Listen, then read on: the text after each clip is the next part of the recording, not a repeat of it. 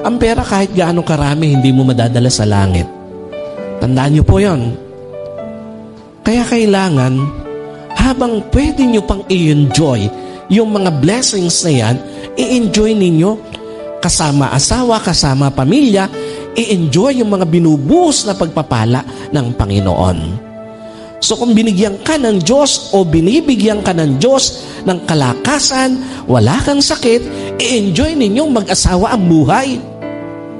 Mag-travel kayo, mamasyal kayo hanggat gusto nyo, hanggat kaya nyo. Huwag yung kung kailan uugod-ugod na kayo, saka pa kayo magyayayang mag-travel or mag-joyride. Wala nang joy doon.